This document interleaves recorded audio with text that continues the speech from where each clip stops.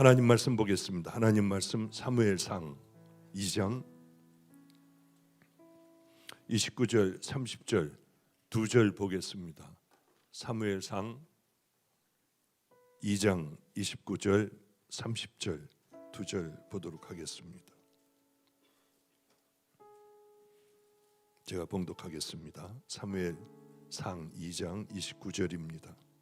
너희는 어찌하여 내가 내 초소에서 명령한 내 제물과 예물을 밟으며 내 아들들을 나보다 더 중히 여겨 내 백성 이스라엘이 드리는 가장 좋은 것으로 너희들을 살찌게 하느냐.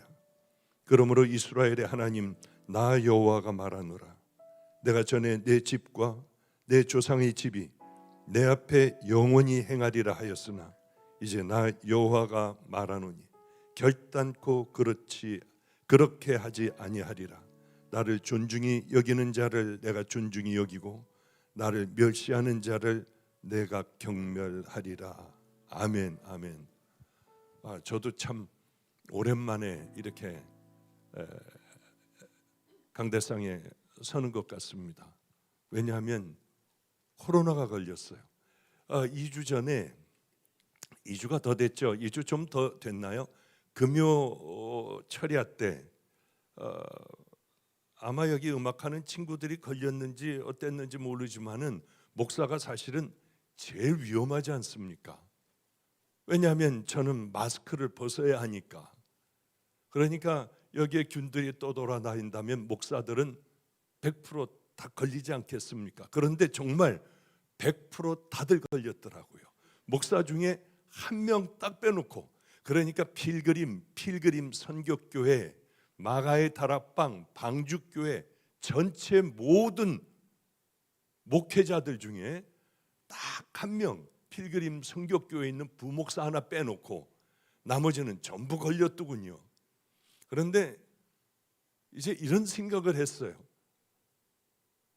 그래, 왠지 그날 토요일서부터 목이 아프고 열이 좀 나기 시작을 해서 저희는 노부모님을 모시고 살지 않습니까?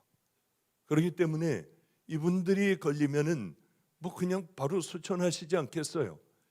그래 정말 나가지도 않고 방에 있으며 검사를 해봤더니 두 줄이 딱 거지더라고요. 그래 얼른 가 검사했더니 빨리 엑스레이를 먼저 찍어야 합니다. PCR 검사하기 전에 열을 재보니까 열이 너무 올라갔거든요. 하여튼 그렇게 다 그런 어려운 과정을 겪었는데 저는 특별히 힘들었던 게 피부에 등허리에 시뻘겋게 아주 전부 돋아나고 배 있는데 가슴 있는 데서부터 팔까지 어쩌면 그렇게 무섭게요. 피부를 공격하니 정말 무섭더라고요.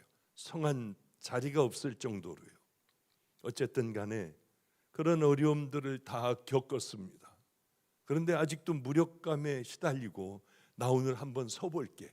여러분 염려하지 마세요. 벌써 2주는 좀 지났거든요. 그러니까 여러분들에게 옮을 염려는 전혀 없습니다. 그런데 무력감이 이렇게 시달리고 가래도 아직 나오고요.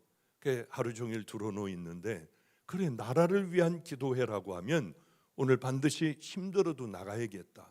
내가 이제 내일 주일 예배 12시 예배도 제가 끌고 나가야 하고 2시 반에 또 청년들 집회가 있는데 이곳에서 또 청년들 집회를 또 해야 하고 하나님 이길 힘을 주시면은 얼마든지 하겠지만은 혹시 내가 못 올 경우에는 대타를 좀 준비를 해놔라. 그러나 오려고 최선은 한번 다 해보겠다.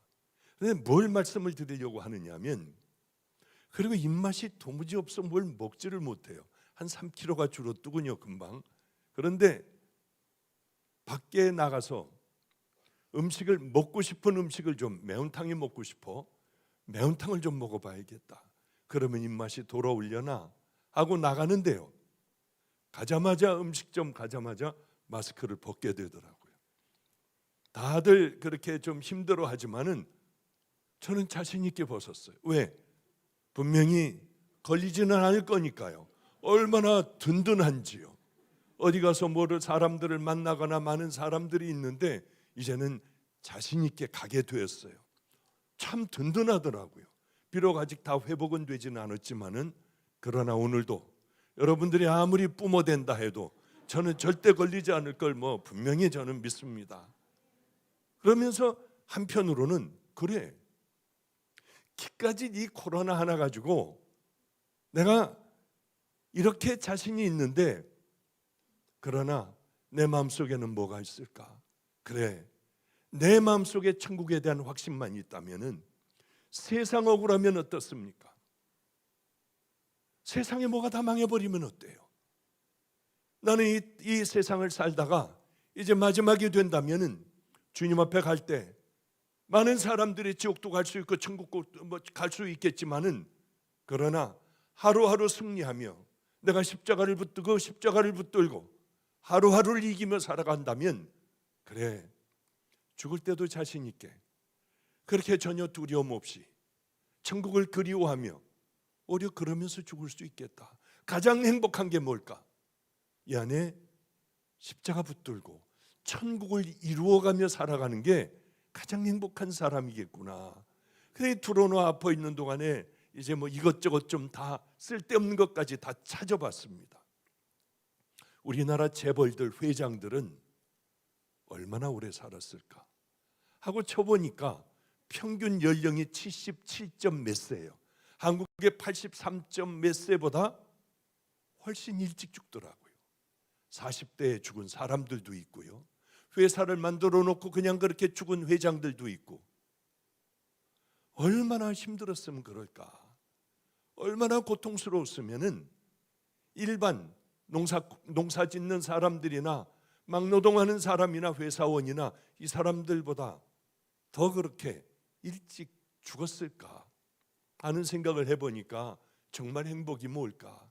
하나님 앞에 작은 죄라도 회개하고 정말 주님이 기뻐하시는 하루의 그 삶을 잘은 되지 않지만은 하나님 사랑하고 하나님 말씀에 순종하려고 하며 무엇을 순종하고 뭘 버려야 할까?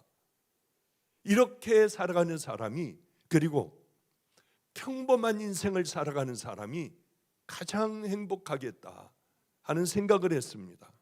인생의 가장 억울한 일이 뭘까? 그런 생각도 또 해보게 돼요. 많은 세월을 살아왔으니까 제가 살아온 삶들을 뒤를 돌아보면 끔찍하게 오해를 받았던 일들이 있어요.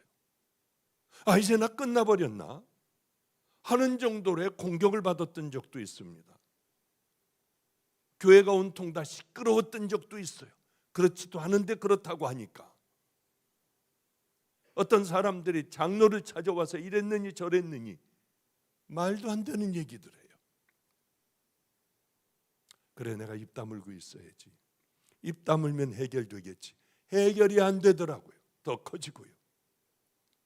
그런데 결국은 세월이 흐르며 밝혀지더군요. 밝혀지면은 아니면 말고, 아니면 관두면 되지 뭘. 사람은 다 죽었다 살아났는데요. 그런데 이런 것 말고요, 이것도 억울하기도 하고 뭐 화가 나서 자다가도 벌떡 일어나는 일들도 있고도 하지만은, 그러나 그것보다 더 억울한 일은 뭘까? 우리가 이렇게 예수를 믿는다고 하고 하나님을 사랑한다고 하고 많은 세월을 습관적으로 살아왔는데, 습성을 가지고 살아왔는데 주님 앞에 가니 너는 아니잖아. 이 말씀을 하실 때 우리 얼마나 이게 억울할까? 거기서 울부짖어도 되는 것도 아니고 그 자리에서 회개한다고 되는 것도 아니고, 아, 이것처럼 억울하고 괴로운 일이 있을까 하는 생각을 하게 됐습니다. 근데 오늘 보면은요, 내 조상의 집이 내 앞에서 영원히 행하리라 하였으나 이제 나 여호와가 말하노니 결단코 그렇게 하지 아니하리라. 나를 존중하는 자를, 나를 존중히 여기는 자를 내가 존중히 여기고 나를 멸시하는 자를 내가 경멸하리라. 도대체 무슨 일이 있었기에 하나님께서는 내 앞에서 너희들은 영원할 거야, 내가 너희들을 지켜줄 거야. 그러셨다가 무슨 일이 있었기에 하나님께서는 나를 존중히 여기는 자를 내가 존중히 여기고 나를 멸시하는 자를 내가 경멸하리라. 그리고 너하고 했던 모든 약속은 다 이제 끝장났다. 무엇 때문에 이렇게 얘기하실까? 그래요. 이렇게 세월을 살아오며 뒤를 돌아보게 돼요. 참 어려운 일들 많이 있었어요. 힘든 일들도 있었고 간증하지 못한 것들이 한 80%는 되는 것 같아요. 그런데 뒤를 돌아보면 너무 쉬운 답이 있더라고요. 때로는 그 답을 제가 맞히고 살아가기도 하고 때로는 틀리고 살아가기도 했어요. 넘어지기도 하고 또 일어나 담대하게 그 길을 걸어가기도 했던 것 같아요. 너무 쉬워요. 그 답은 뭐냐 하면은 하나님 사랑하고 하나님의 방법대로 해결하려고 하면은 모든 문제는 다 해결이 되고 아주 아름다운 세월이 흐르면 흐를수록 아름다운 결말을 맺게 되는데 그렇지 못한 것들은 그렇게 해결이 되지를 않더라고요. 성경은 왜 했습니까? 솔로몬을 보세요. 하나님을 사랑하는 마음, 하나님을 존중하는 마음, 1000번 제사를 드리니 하나님께서는 전무후무한 축복을 솔로몬에게 주세요. 그럼 솔로몬 시대의 하나님은 지금 우리 시대는 아닌가요? 저는 동일하다고 봐요. 하나님을 그 마음으로 우리가 사랑하면 하나님은 우리를 어떻게 대하실까? 아브라함, 믿음의 조상 아브라함 왜 그랬을까? 그는 자식이라도 하나님 앞에 다 바치려고 하잖아요. 다윗은 어떨까? 다윗은 흠이 없었을까? 히스기야 왕은 하나님께서 왜 그런 기적을 베풀어 주셨을까? 우리에게는 너무나도 많아요. 모세는 그렇지 않겠습니까? 다니엘은 그렇지 않겠습니까? 하나님의 방법으로 살아가던 그런 사람들은 억울하고 끝장나고 옥에 갇히고 이제 끝장날 것 같지만은 그들의 긴 먼 안목을 보면 하나님은 반드시 그들을 세워주신다고 하는 거예요. 우리는 지금 당장에 하나님을 바라요. 당장을 보면은 깜깜하기가 짝이 없고 내 인생은 끝장난 것 같습니다. 그럴 때 제가 늘 드리는 말씀이 있어요. 확 해버리자고 하는 거죠.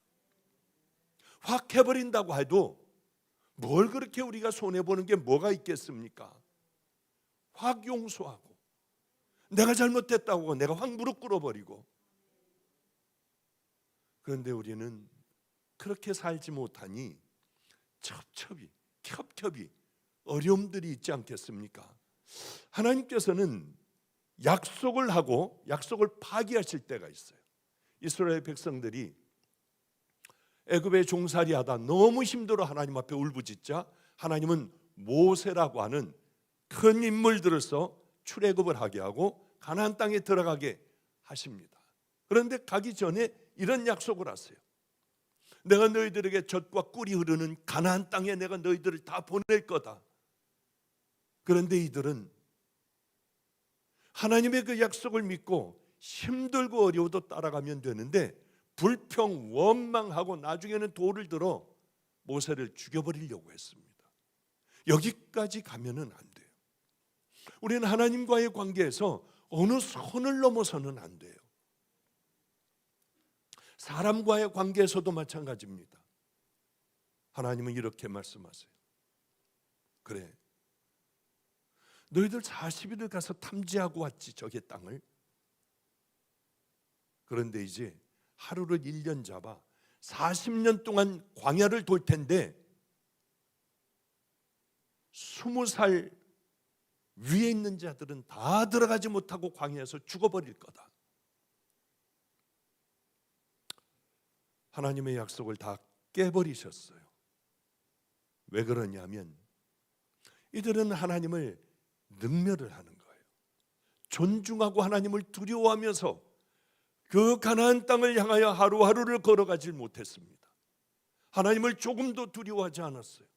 음란하고 또한 그들은 우상을 숭배하고 불평과 원망 가운데 가득하고 하나님은 그런 그들을 가나안 땅으로 쑥 집어넣으실 수가 없었어요. 하나님은 우리를 너무나도 잘 아십니다. 성도 여러분들이 하나님을 경외하고 사랑을 했다면, 순종하려고 애를 썼다면 여러분들을 아마 들어주셨을 거예요. 그러나 우리는 그렇게 살질 못하는 거예요. 하나님께서는 엘리의 잘못을 쭉 책망을 하십니다. 이 전을 보면은 엘리 제사장을 너는 이렇게 했다, 왜 이렇게 했느냐, 그러며 우리가 꼭 들어야 할 그 말씀을 하시는 거예요. 나를 존중히 여기는 자를 내가 존중히 여기고 나를 멸시하는 자를 내가 경멸하리라. 하나님께서는 나를 경멸하실까? 아니면 존중히 여기실까? 하나님은 살아계시잖아요. 그래서 우리가 여기까지 왔지 않습니까? 누구든지 너희가 남에게 대접을 받고자 하면 너희도 남을 대접해. 너희가 살기를 원하니? 그러면 죽어야 해. 너희가 높이기를 원해? 낮아져야 해. 너희가 사랑을 받기를 원하니? 그럼 너희들도 사랑할 줄 알아야 해. 너희가 내게 축복을 받기를 원하냐? 그러면 내 말대로 순종하고 살아가 봐. 저는 고등학교 내내 교실에 들어가면 교훈이라고 써 있었습니다. 교훈이 하나가 요만한 액자에, 하얀 액자에 붓글씨로 써는 그런 교훈이 있었어요. 그 교훈은 뭐냐면 크고자 하거든 남을 섬기는 자가 되라. 배재고등학교는 우리 그 기독교 학교니까요. 일주일에 한 번씩 꼭 예배도 드리고 하여튼 그런 시간들을 가졌거든요.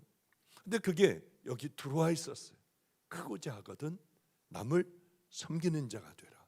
다 그런 말씀들 아니겠습니까? 하나님 관계에서도 마찬가지예요. 동일해요. 너희가 사랑을 받고자 하거든 하나님을 사랑해라.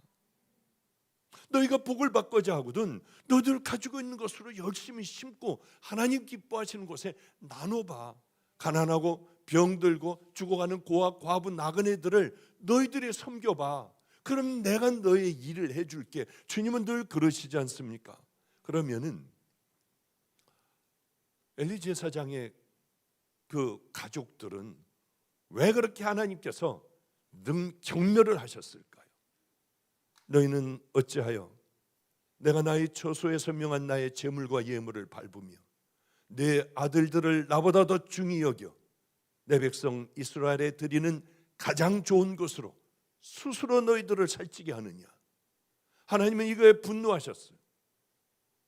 제사가 뭡니까? 우리들의 예배 드리는 예배예요. 그런데 때로는 화가 날 때가 제가 많아요. 왜 하나님 앞에 가장 귀한 옷을 입고 가장 아름다운 모습으로 나오질 않을까? 그런 생각을 해요. 여러분들이 이렇게 예배를 드리지만은 하나님을 존중하고 경외하는 예배가 될 수가 있고 또 하나는 하나님을 능멸하는, 멸시하는 제사가 될 수가 있어요. 그런데 우리는 그걸 몰라요.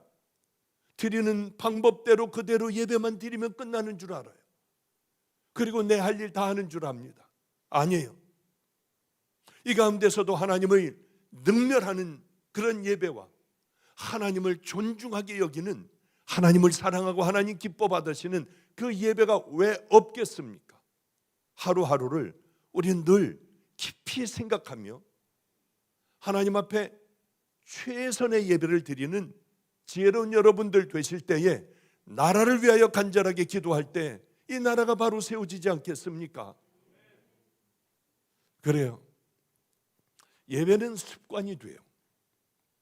그거는 와가지고 조는 사람들은 틀림없이 그 시간에 설교 시작하면 딱 졸더라고요. 어쩌면 그렇게 설교 끝날 때 깨나는지요. 그건 정말 신기할 정도였습니다. 예배는 습관이에요. 한 번의 예배가 망가지지 않아요. 오랜 시간을 두고 서서히 무너지기 시작하고 서서히 물들어지고 서서히 이제는 하나님 앞에 감격과 기쁨과 이런 것들도 없어져요. 그냥 와가지고 앉아서 드리고 가는 거예요. 그래야 마음이 편하니까. 그런 예배는 드리나만 합니다. 하나님을 경멸히 여기는 예배가 될 수 있기도 해요. 어느 사람들은 교회에서 이게 내가 어떤 주도권을 잡으려고 쌈질들을 그렇게 많이 하더라고요. 저는 부흥 집회를 많이 다닌 사람 중에 하나입니다. 너무 기가 막혀요. 안 그럴 것 같죠? 교회 오래 다닌 그분이 자기 마음대로 교회가 끌고 가지지 않으니까 변을 와다가 교회 입구에다가 다 갖다 쏟아버리기도 하고요. 별의별 놈의 일들이 다 일어나요. 그분은 찬양 인도하는 장로님이에요. 참 얼마나 기가 막힌지요. 봉고차도 운전해가지고 열심히 사람들도 이렇게 주일날 예배에 참석하게 하는 분이에요. 그런데 예배를 드리는 것이 내가 모든 주도권을 잡아야만 해요. 운전하는 거 놓게 하거나 찬양하는 거 놓게 하거나 이런저런 일이 있으면은 그러면 그때는 뒤집어져 싸우는 거예요. 이게 과연 정말 하나님이 받으시는 오래된 그 예배였을까요? 그동안 그분이 수십 년 동안 쌓아온 예배가 과연 천국 가는 그런 하나님을 기쁘게 해드리는 예배였을까요? 우리도 얼마든지 그런 예배를, 습관적인 예배를 드릴 수 있다는 겁니다. 저는 가끔 말씀을 드리지만은 왜 39가지 예수를 안 믿었느냐? 다른 거 아니에요. 교인들 보고요. 그 싸움을 보고요. 마음에 엄청 시험이 들었어요. 한 번은 이런 일도 있었습니다. 요즘도 그 얘기를 우리 큰 누님이 집에 와 있는데 그런 얘기를 요즘도 같이 해요. 누나도 성가대를 했거든요. 근데 그때가 부활주일인가 뭔가 잘은 모릅니다만은 초를 켜고 불을 다 끄고 성가대들이 찬양을 하는 그런 순서가 있었어요.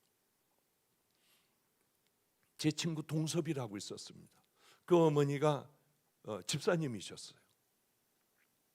근데 동섭이는 저보다 공부를 잘했어요. 그런데 그 아이하고 함께 장난을 치고 싶은 거예요. 동섭이가 그러는 거예요. 너 배짱 있으면은 가가지고 예배 드리는데 그 성가대, 우리는 그 부엌에서 위로 올라가면 성가대 있는 그 석이 돼요. 2층이. 거기 가서 여자 그 누나의 발을 확 잡으면서 쥐소리를 내버려요.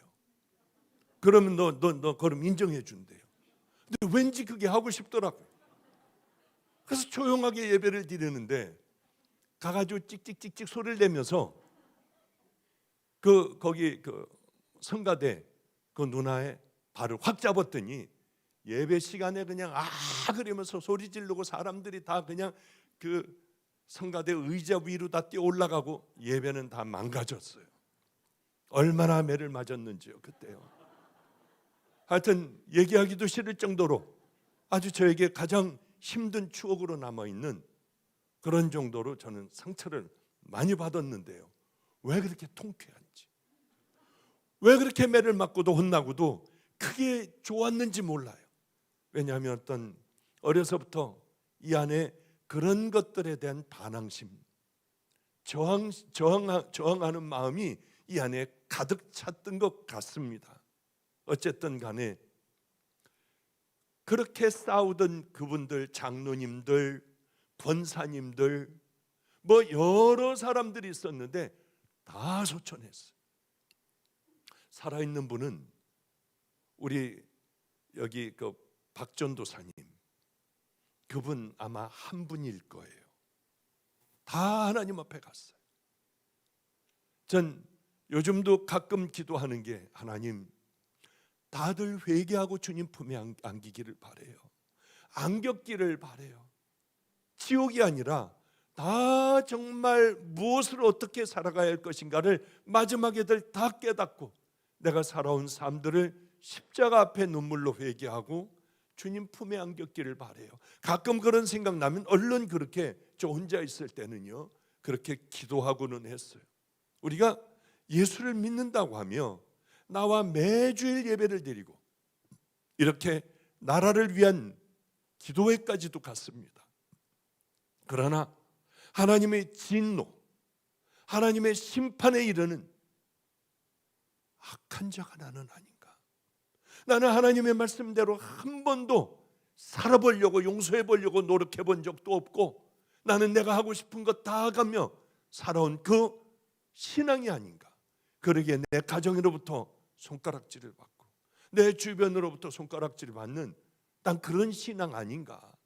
아니면 누구든지 나를 보면 저분은 하나님을 사랑하는 분이구나, 예수님을 따른다는 게 저런 거구나. 혹시 그러한 자녀인가요? 제사장이라고 하면은요 정말 특별하게 선택된 사람들입니다. 왜냐하면 12지파 중에 레위지파에서 뽑을 수 있어요.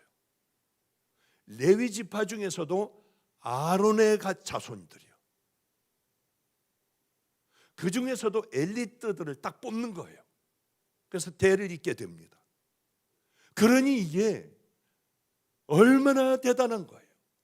하나님 섬기는 일에 평생을 갖다 바치는 거예요. 이런 거룩한 일이 어디 있겠습니까? 그래요. 제사장들이야말로 이 땅에서 가장 행복한 모든 조건을 다 가지고 태어난 겁니다.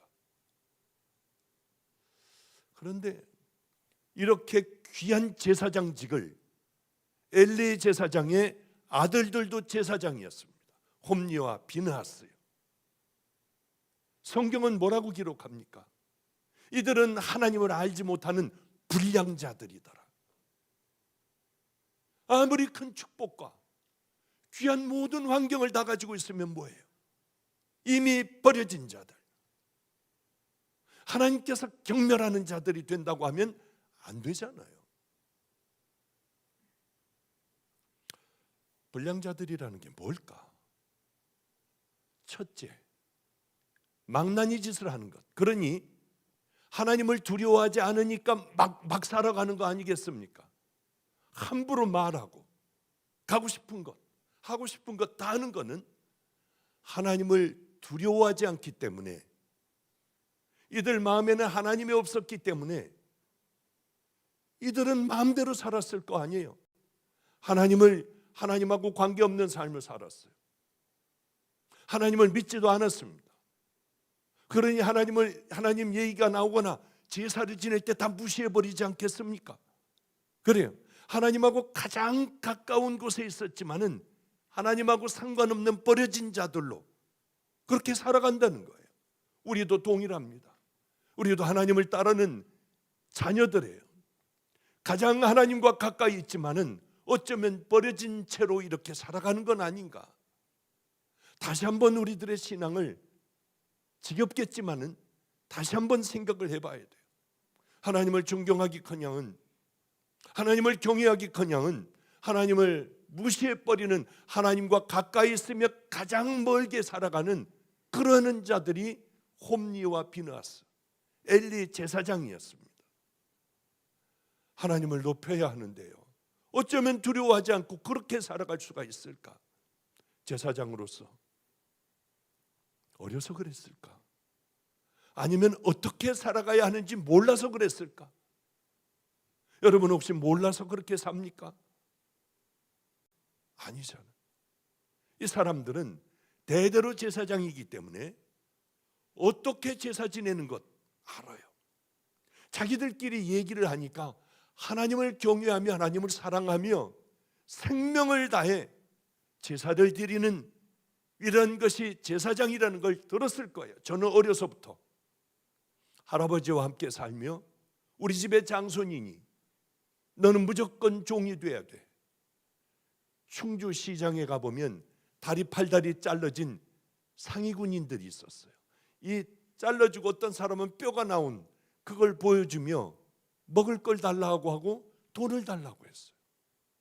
저를 종으로 만드시기 위하여 할아버님은 빵을 사셨어요. 저 아저씨들에게 주래요. 얼마나 무서운지요. 막 주라고 할아버지가 그러니 빵을 갖다 그 밑에다 놓고서는 도망왔던 기억, 무서웠던 기억. 나중에는 아저씨들 이렇게 하나씩 빵을 주면은요, 그렇게들 좋아했어요. 제가 가면 그렇게들 좋아했습니다. 그렇게 훈련을 받았어요.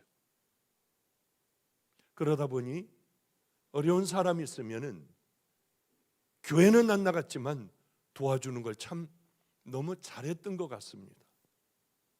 그래요. 그런 옆에서 아버지, 할아버지, 작은아버지 전부 목사님들이고 그 안에서 늘 자라난 저였지만은, 그러나 몸에 배었어요. 예배 드리는 거 익숙해요. 기도하라고 하면 열심히 잘해요. 중학교 학생 회장까지, 중학교 교회의 중학교 그 회장도 했어요. 나가서 사회도 보고요. 우리는 그렇게 생각해요. 엘리 제사장의 삶을 보며 하나님을 섬기는 걸 보며 최고로 하나님을 섬겼겠구나. 하나님에 대한 많은 지식이 있겠구나. 저 믿음이 있겠구나. 저 사람은 저렇게 하나님 앞에 제사를 드리니 저 사람들은 하나님 제일 사랑하시겠다. 아니에요. 그들은 하나님을 두려워하지도 않았고 하나님이 계시다고 하는 믿음도 갖고 있지 않았어요. 그러니까 마음대로 살아갔죠. 형식은 얼마나 잘 따랐겠습니까? 제사법을 얼마나 잘 준수했겠어요. 그러나 내용은 요만큼도 없었어요. 바리새인 얘기를 오늘 좀 많이 준비를 했지만은 뚝뚝 다 잘라버릴게요. 시간이 없으니까. 이 사람들은 율법에 대하여 너무나도 잘 알고 있었습니다. 그러나 하나님 앞에 일주일에 2번이나 금식했어요. 11조는 이런 미나리 같은 것 누가 옆집에서 가지고 오면 얼른 띄어서 하나님 앞에 드린다고 하고 잘 11조도 잘 띄었습니다. 사람들 구제도 열심히 하고요. 그러나 우리하고 똑같은 신앙생활을 했어요. 본질을 잃어버린 신앙생활. 이렇게만 하면은 하나님 기뻐하실 거라고 생각하며 그들은 그렇게 살아갔습니다. 가장 중요한 건 본질이 빠져버린, 하나님께서 원하시는 것이 다 빠져버린 그 신앙생활을 서기관 바리새인들은, 그렇게 장로들은 해나갔습니다. 하나님께서는 너희들은 의와 인과 신을 버렸다. 믿는 믿음, 사랑하는 것, 의롭게 재판하는 것, 의롭게 살아가는 것, 너희들은 이게 다 빠져버렸다.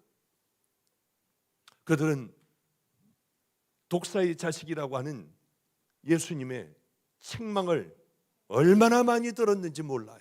우리 혹시 독사의 자식들 아닌가요? 그 사람들은 하루에 3번씩 정해놓고 기도를 했어요. 철저하게 생활을 했습니다. 그게 빠져서 그렇죠. 우린 그것마저도 없잖아요. 본질을 다 잃어버리고 신앙생활할 때가 얼마나 많아요. 그냥 나와서 예배 보고 그냥 돌아가지 않습니까? 우리들의 간절한 기도를 하나님께서 어떻게 들어주십니까? 우리를 스쳐 지나가는 생각까지도 하나님은 다 아시는데요. 우리의 간절한 나라를 위한 이 기도가 어떻게 이루어지겠냐는 거예요. 그러기에 하나님을 처음 사랑할 때 두려움, 경외함, 그 형언할 수 없는 마음들, 그게 다 없어지고 어쩌면 우린 형식적인 크리스찬, 무늬만 모양만 크리스찬이 되어서 이렇게 살아가는 거 아닌가. 그러기에 우리는 세상의 도를 맞는 이 자리까지 오게 됐잖아요. 이런 얘기 해도 되는지 모르는지 모르겠지만은 저는 늘 투표를 했어요. 대통령 선거 때마다 투표를 안 한 적 제 기억으로는 없을 것 같아요. 이번은 하지 말아야겠다. 엉뚱한 얘기겠지만은 이번엔 할 수가 없더라고요. 한 사람 보면은 이 점쟁이에게 가가지고 뭐 점을 보고 그거 어떻게 제가 뽑습니까? 또 인격적으로 무너진 이런 것들을 하는 사람을 또 어떻게 뽑겠어요? 그래서 저는 기도했어요. 하나님, 전 도저히 뽑을 수가 없어요, 누구를. 그러니 최선을 다하여 기도만 할게요. 누가 됐든지 하여튼 되는 사람을 위하여 하나님, 이 사람이 정말 인격적이고 거듭나고 주님을 알게 되고 이 나라가 다시 한번 세워지는 그 나라로 하나님 만들어 주세요. 지금은 누구를 뽑을 수가 없어요. 그러니 하나님, 세워지는 사람을 위하여 우리가 간절히 기도할 때 하나님 그를 변화시켜 주시고 이 나라를 끌고 나갈 수 있는 인격과 모든 품성들을 갖고 하나님, 다시 하나님을 사랑하는 그 나라로 변화시켜 주세요. 그런 기도를 했습니다.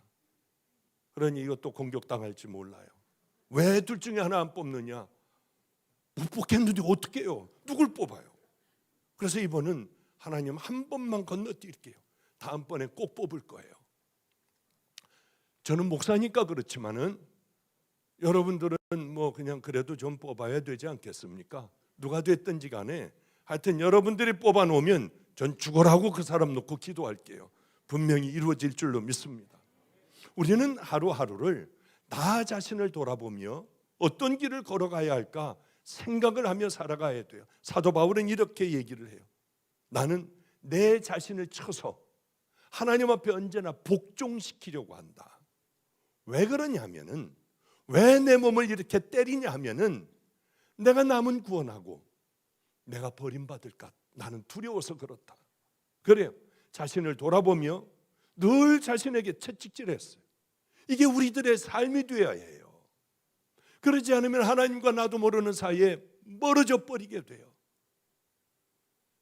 그것이 습관이 되어버리면 이제는 하나님 두려워하지도 않고 갈고리를 가지고 하나님 앞에 드린 것을 찍어서 내가 가져오게 되잖아요. 그래요. 우리는 믿음 있는 줄로 착각해서는 안 돼요. 내 믿음은 어떤가 나를 잘 뒤를 돌아봐야 돼요. 하나님하고 상관없는 사람들이 이 자리에 앉아 있을 수도 있어요. 나는 하나님과 상관이 있어 하지만은 하나님 보시기에는 나는 너하고 상관없어. 얼마든지 그러실 수가 있어요. 진정한 신앙이라는 게 뭔 줄 압니까? 설교를 듣고 많은 사람들 유튜브로 많은 사람들의 설교를 듣고 여러분 신앙이 자라는 게 아니에요. 그 이것저것 돌아다니지 마세요.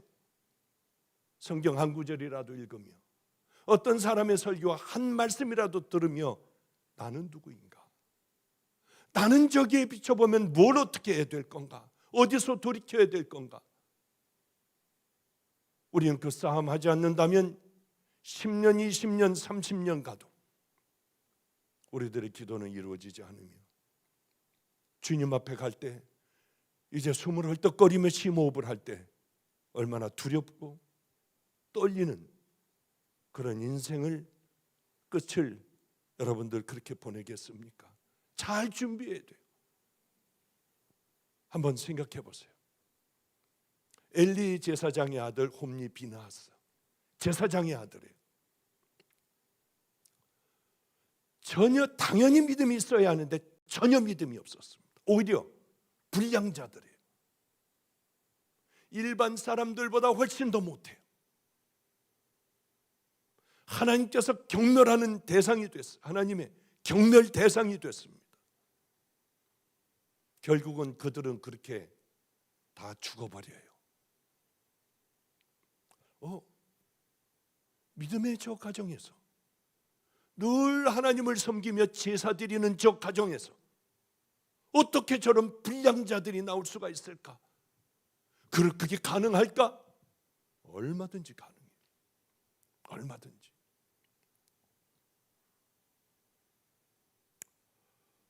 하나님을 경외하지도 않고 하나님을 두려워하지도 않고 하나님을 믿지도 않고 그냥 다 무시해버리고 작은 것부터 시작돼요. 이렇게 돼버렸어요. 여러분들의 자녀들 한번 보세요. 하나님을 떠난 자녀들이 얼마나 많아요. 그러리라고 상상이나 했습니까? 상상도 못했잖아요. 왜냐하면 작은 것들이 여러분의 자녀들 더러운 구정물을 먹게 한 거예요. 마귀가 주는 구정물이 얼마나 단데요. 그걸 먹어버리는 거예요. 그걸 먹어도 이제 다 컸는데 하면 놔둬버렸어요. 때려서 정말 다리가 부러지도록이라도 때려 하나님 앞에 세워놔야 되잖아요. 그걸 놔뒀어요. 좋아하는 걸 하게 했어요. 아버지가 구원받았다고 하여, 어머니가 구원받았다고 하여 자식들이 다 구원받습니까? 그렇지 않아요. 이건 다 별개의 문제예요. 얼마든지 홈리와 비느하스는 이쪽에는 하나님이 없었고 하나님은 능멸하면서도 거룩한 제사는 얼마나 잘 지냈는지 몰라요. 우리들도 이 안에 없으며 얼마든지 거룩한 예배를 얼마든지 드릴 수 있잖아요. 진정한 신앙이라고 하는 것은 여러분들이 많이 들어서 여러분들이 신앙을 갖는 건 아니에요. 한 말씀이라도 붙들고 여러분 평생의 사랑이라는 것, 용서라고 하는 것, 겸손하게 낮아지는 것, 이거 한 글자만 가지고도 평생을 살아도 여러분은 살지를 못해요. 더 이상 뭘 많은 것들을 알려고 합니까? 저는 성경 공부 수도 없이 많이 한 사람들 제일 무서워요. 왜냐하면 머리만 그것 가지고 남 판단하는 데만 쓰고 있습니다. 저 사람 어떻게 하지? 하나님 저 사람 어떻게 좀 건져주세요. 자기가 자기를 볼 수 있게 해주세요.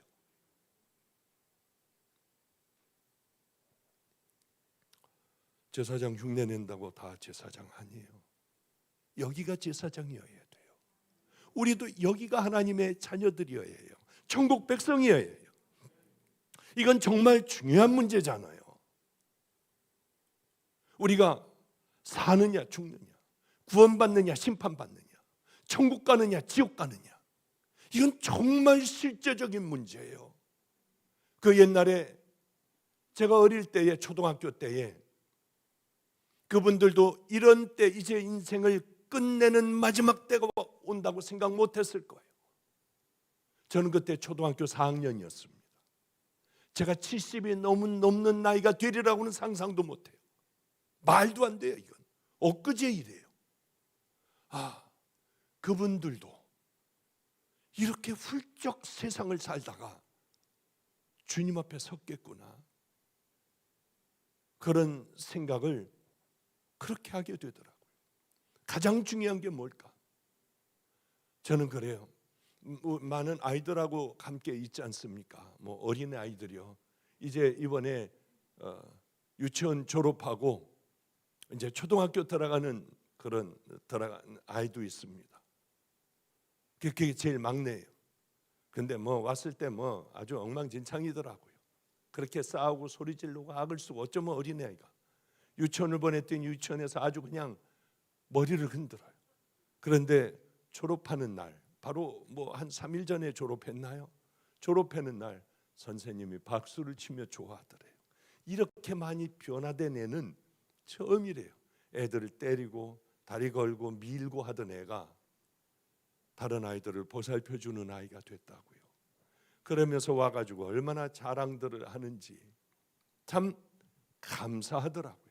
끊임없이 가르치고 끊임없이 이렇게 아이들 설교를 듣고 행동을 가르쳐주고 하니 애들이 얼마나 바뀌는지 몰라요. 얼마 전에는 예배를 드리는데 여기 김용희 선교사님이 오셔가지고 말씀을 전했지 않습니까? 이제 1학년 들어가는 애가 저거 박보영 목사님 아버지죠? 그러면 아주 자신 있게 얘기를 하더라고요. 그래, 우리 다들 뒤집어졌었습니다. 하여튼 은근히 왠지 모르게 은근히 그 기분도 좋고 하더군요. 하여튼 왜냐하면 김영희 목사님은, 선교사님은 저보다 2살인가 3살인가 아래거든요.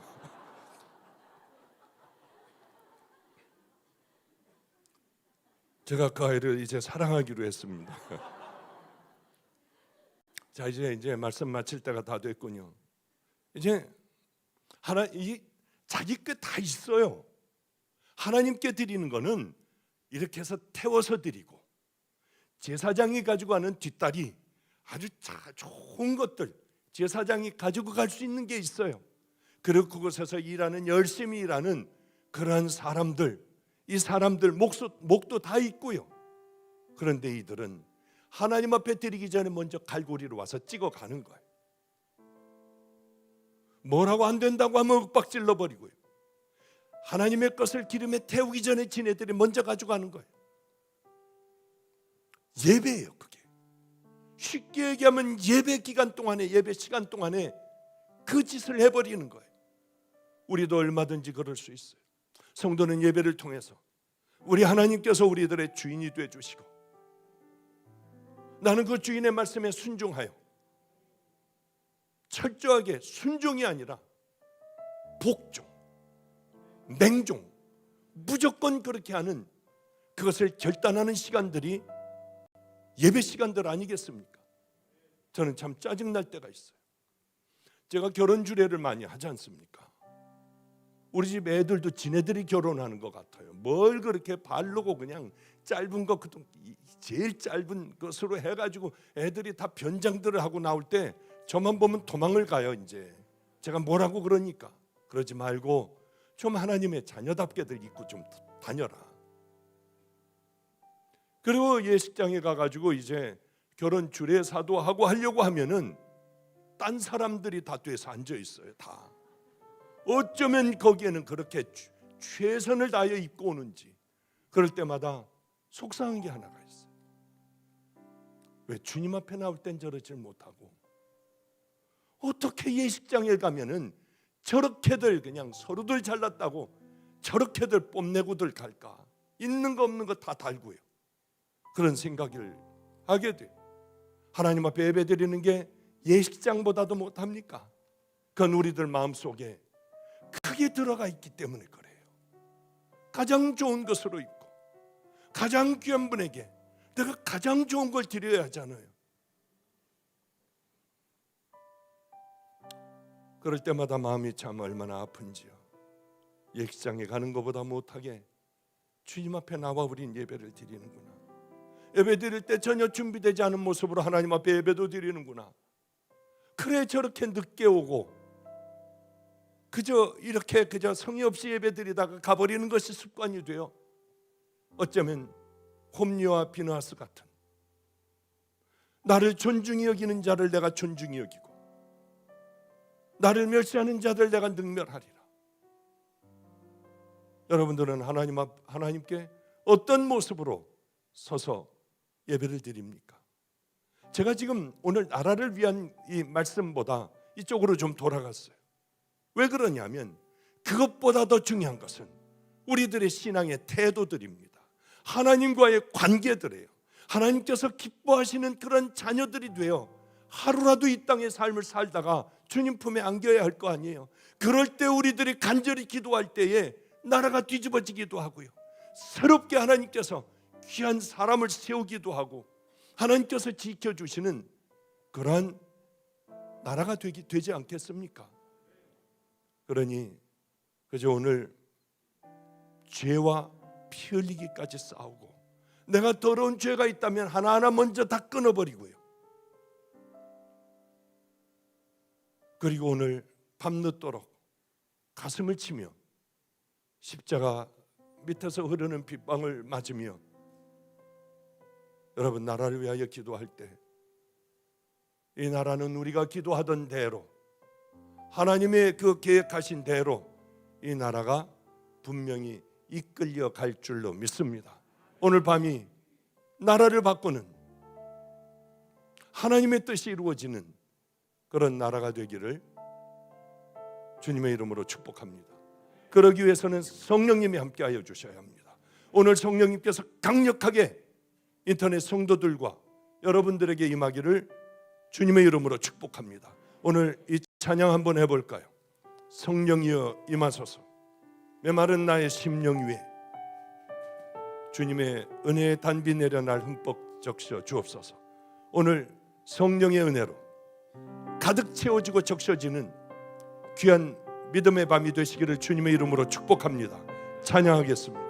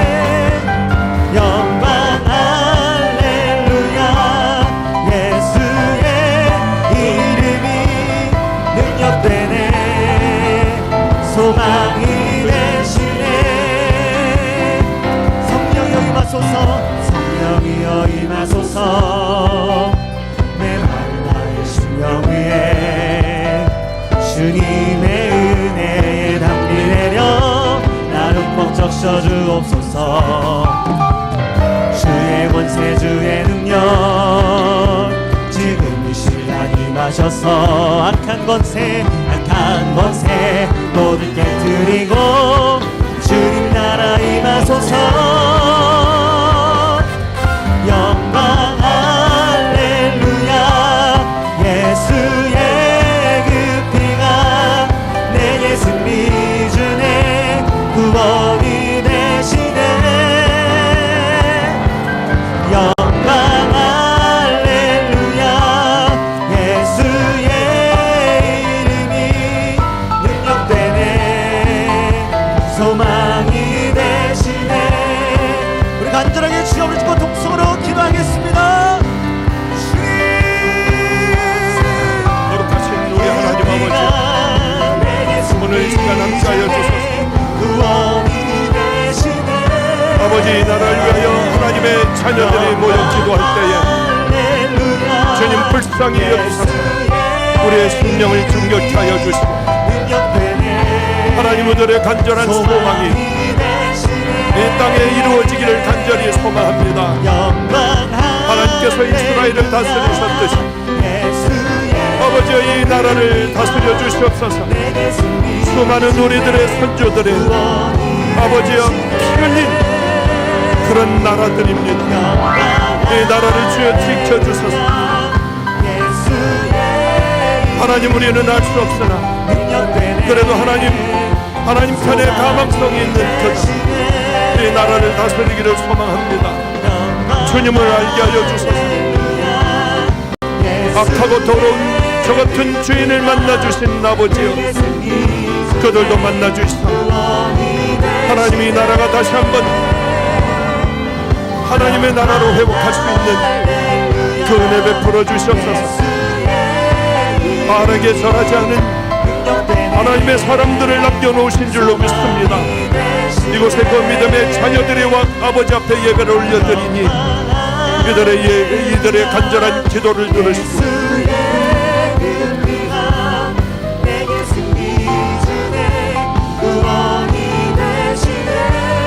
주님, 하나님의 뜻이 이루어지게 하여 주소서. 우리들의 더러운 죄악들이 티끌만큼도 우리에게 남아있지 않게 하여 주시고 오늘도 십자가에서 떨어지는 예수 그리스도의 보혈로 그 핏방울로 우리를 정결케 하여 주시사 우리도 이제 믿음의 길을 향하여 걸어갈 수 있는 믿음의 자녀들 다 되게 하여 주소서. 우리는 연약한 육신을 가졌기에 넘어집니다. 깨닫게 하여 주소서. 성령님, 우리를 가르쳐 주소서. 우리 마음에 감동을 주셔서 이제는 우리들의 습관에서 벗어나 아버지의 믿음의 길을 향하여 한 걸음 한 걸음 걸어갈 수 있는 은혜의 자녀들 되기를 소망합니다. 우리를 붙들고 있는 이 약한 더러운 아버지의 죄악들, 부정물들을 아버지 거부하게 하여 주시고 돌이켜 하나님 나라를 향하여 당연히 하나님의 자녀들답게 순종하며 믿음의 길을 걸어갈 수 있도록 주여 함께하여 주소서. 하나님이 나라를 붙들어 주소서. 누구를 선택해야 할지 알지 못합니다. 하나님, 성도들에게 지혜를 주시옵소서. 성도들에게 믿음을 주소서. 다시 모든 것들 펼치고 일어나 아버지의 집을 향하여 걸어갈 수 있는 은혜의 자녀들 되기를 소망합니다. 이 믿음의 자녀들의 기도하는 기도가 나라를 바로 세우게 하여 주시고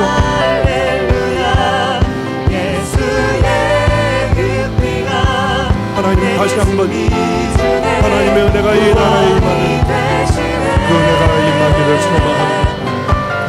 주여 도우소서.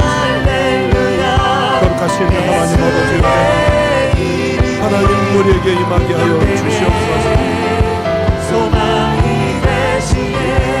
주르비 나와 알았으니 어디가 마이너스게 나와 오세레베리치 이스레베리치 아카이로스게 나와 우리를 정결케 하소서.